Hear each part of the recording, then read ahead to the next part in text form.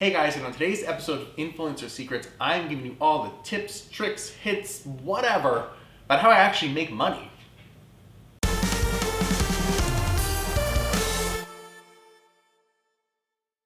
Alright, so before we get into it, just a little friendly reminder. Hopefully you subscribe to the channel, you like the video, and comment below and let me know what you think and what you want to know next. So let's get into the whole money thing. I think this is probably the question I get asked the most is, how do I actually make money being an influencer, and how do you make money being an influencer? And so I'll be sort of as transparent as I can about this whole thing. I've had Brunch Boys for 4 years and it's been full-time for over 2. So that means that no money has come in any other way except for Brunch Boys. And I won't get into specifics on how much I make, but I will tell you that I do make more money than I did being a TV producer. So how do I actually make money? So all the money I make is sponsored content. So it's all brands and businesses and everyone reaching out to me to pretty much create ads for them. And so they pay me and I post on Instagram. Pretty simple. I think sort of just tips and tricks on how to get in touch with these brands and how to, how do they find you? I think there's a lot of things. I think number one, it's just standing out on Instagram. I think the brands are looking for you. This whole world really is so lucrative for them that they want to look for influencers and are constantly looking for you. So anything you could do to get attention, do it. I think PR is great. I think trying to get on any sort of top influencer list is really great. I mean, just think about how you would look for someone. You would go to Google. And unfortunately, Instagram doesn't always just pop up on Google if you're looking for, hey, who's the top influencer in food? Your Instagram page itself isn't gonna pop up, but those articles will pop up of you being mentioned. So I think that's a good idea.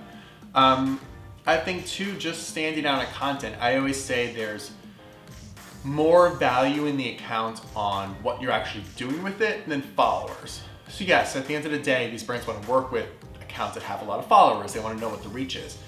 But I think if you're truly doing really awesome content, there's more value there. I think an account that has 35,000 followers but is doing some really interesting and different stuff is far more valuable to a brand than just having 300,000 followers. And that's becoming more and more prevalent too. So I think always just think content first. So let's just go back to sort of how brands find me, I guess. For the most part, brands reach out to me. So I'll get an email saying, hey, we have this idea we want to do. We want to pitch this. We want to push out this. We would love to work with you. From there, I have someone in-house that sort of handles those deals. So I send it to her.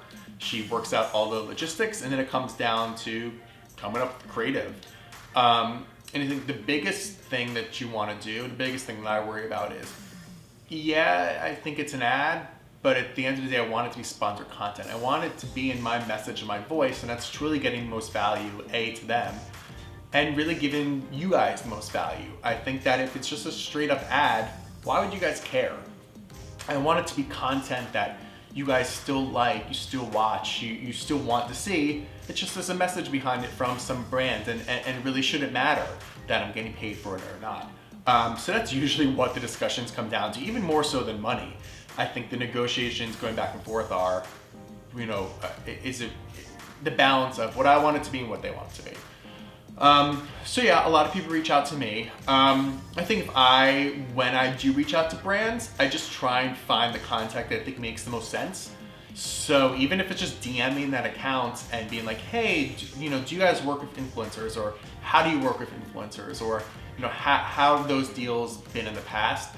I find it a little difficult just to sort of cold call people sometimes, because I think that at this point, what those brands are looking for is, usually they have some promotion, and at that point they'll look out for you.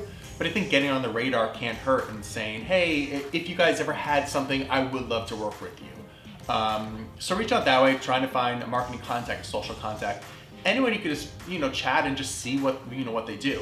I think in terms of websites and all the apps and all these other things that promise you to bring you influencer deals, I really do find that most of them don't work, I probably get maybe 5 emails a week being like, hey, sign up for our app and we'll get you all these influencer deals.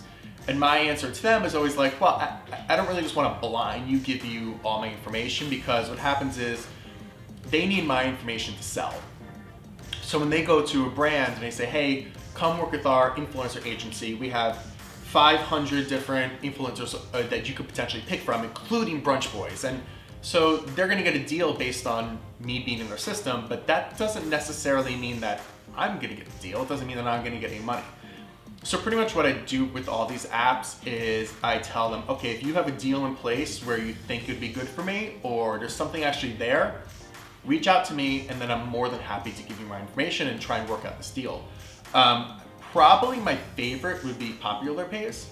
I probably get 3 deals a month from them, and they're pretty lucrative. What's sort of nice, if you guys don't know what Popular Pays is brands work with them, and then you go on their website, and it just gives you different like promotions. So I did one with Delta. So it said, hey, we're Delta, we have this promotion, here's exactly what we're looking for, here's exactly what you have to deliver. And then from there, I sort of pitch them on why they would work with me. So I give them my bidding price, I give them my creative, and I sort of give them a couple ideas on why they would want to work with me. And I'd say it works. I get deals. What's nice too is they sort of have levels on there too. So sometimes the brand's like, hey, we're looking for someone with 10,000 followers and above, or we're looking for someone with 400,000 followers and above.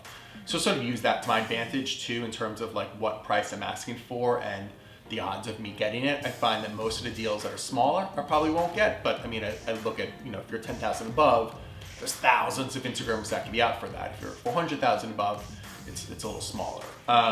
The one negative thing I have about Popular Pays is that you can't really negotiate the price. You sort of put in your bid and then they either say yes or no, which is a little annoying just because I'm not gonna undersell myself.